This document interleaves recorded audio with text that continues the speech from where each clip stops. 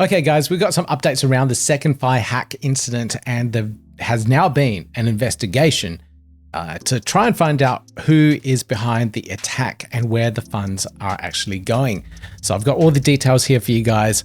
But first off, just a public service announcement. If you are seeing emails coming through attempting to help you and support you through this hack phase of SecondFi or Yoroi, you will see that they are phishing attempts. They are scams. Do not click on any of the links. Don't engage with them. They are all fake. The SecondFi team are not communicating via emails. All the communications are being done via the X account and via their technical support. You can follow them at x.com/SecondFi app. Links down below for you guys so you can ensure that you go into the right places. But you can get to the SecondFi website, secondfi.io, and the tools there that you can use are checker.secondfi and then the SecondFi app itself, where you can download it, and the SecondFi app itself. So if you have already that downloaded, follow the links in there to actually get the support and submit support tickets to let them know that you've been hacked. But anyway, let's go through the hack attempts here and what the initial investigation has found. So between the 21st and 23rd of June this year, SecondFi experienced that security incident with approximately 16.1 million ADA being withdrawn from various users' wallets. That equated to about 2.6 million USD and stolen from 374 wallets. Now, this independent report and investigation from Groom Lake, it's an independent forensic investigation to try and work out where the money was going, looking into the code and everything else around it. But this is what some of the highlights from this. So the attacker is an external actor. Obviously, it's someone that we may or may not know, but the Groom Lake guys have determined that this may be and may have come out of the DPRK or North Korea, and from the attacking hacker group Lazarus Group, which has close ties to the North Korean government.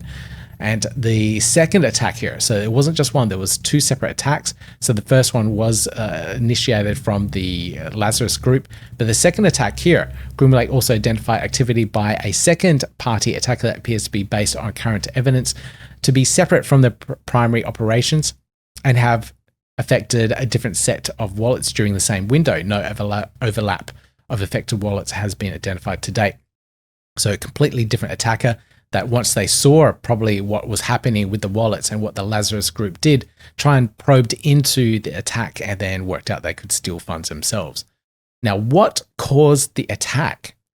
Now, I held back talking about anything about how the attack worked and how it happened until teams and everyone that's working in this space could jump on and mitigate as much as possible and dampen its effects before talking about it.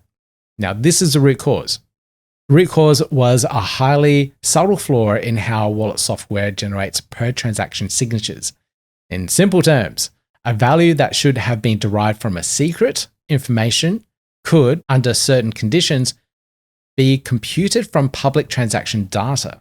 This could enable effective private key material to be derived from information visible on public blockchains. Now, I did have the information about this ages ago when the vulnerability just happened, and a couple of people started looking into what was happening with these transactions.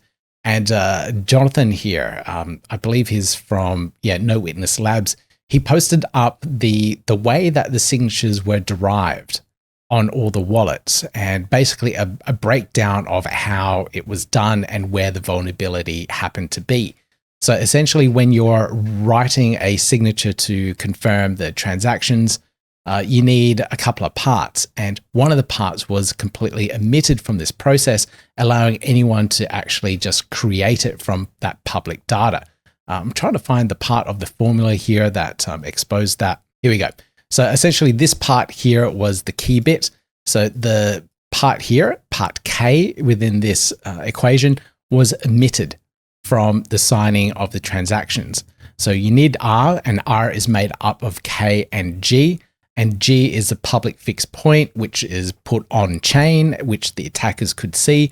But this R was generated without the secret that should have been generated from the user's wallet.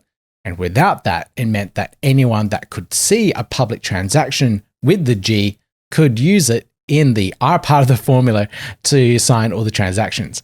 Hopefully that made sense. That's why I said anytime you did a transaction on chain within a compromised wallet, it would have given them this variable here, R, because it didn't have the secret.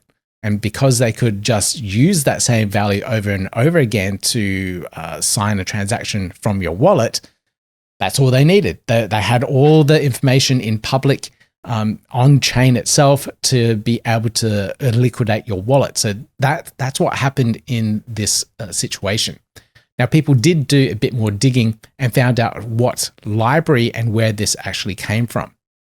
And I believe this is correct of what and where this all came from. And it all came from a multi-chain wallet SDK that allowed Bitcoin, Ethereum, and Cardano all to be wrapped into one single wallet.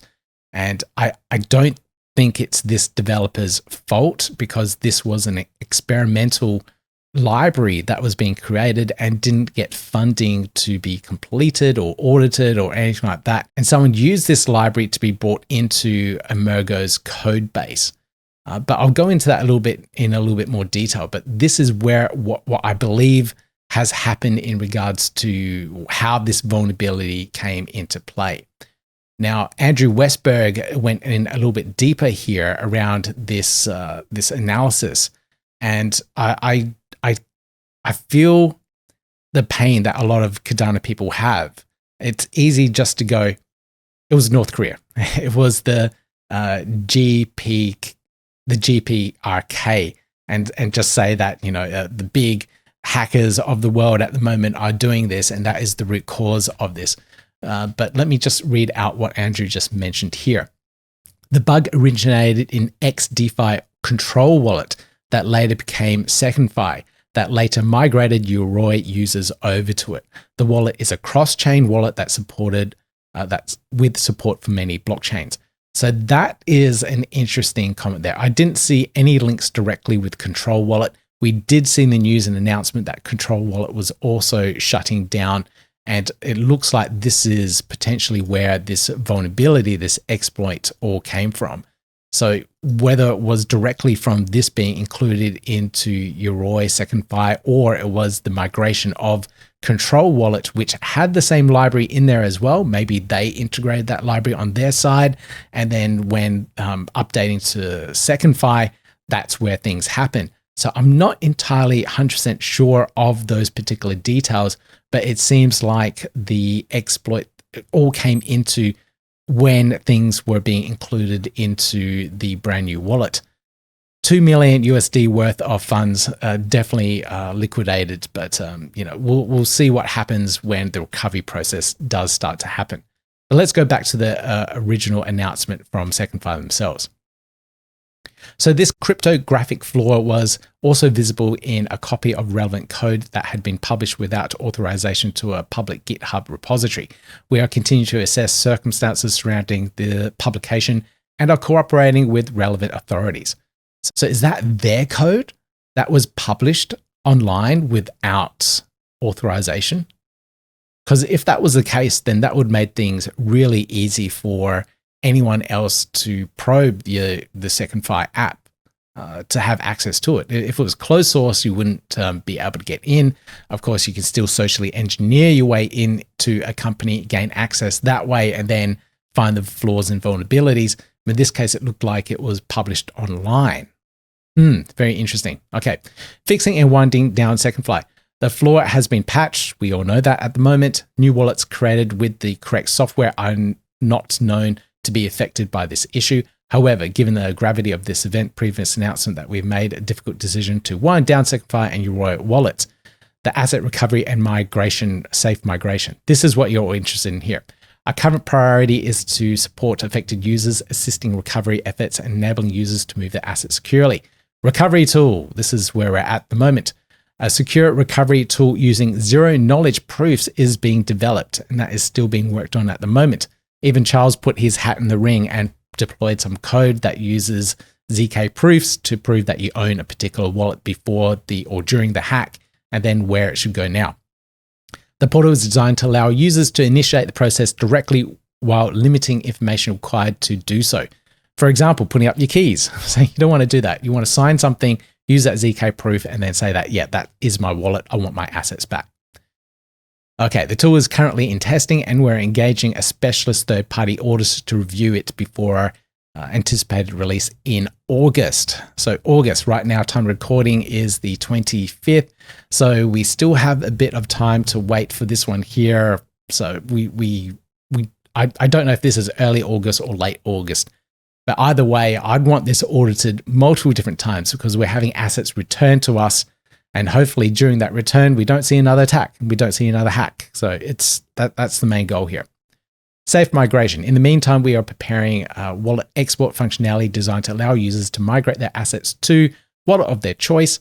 We anticipate this releasing early August. Okay, so safe migration sometime in early August, hopefully in the next couple of weeks, and then recovery tool by the end of August. So hopefully this is all wrapped up by the end of the month, end of August, and that would mean this whole thing recovered by a 2-month period. Hopefully, that's hopefully the best case scenario. Anyway, guys, like I said, make sure you don't ever expose your private keys online. Don't listen to support help that may appear on X or in the YouTube comments even. They're all scams.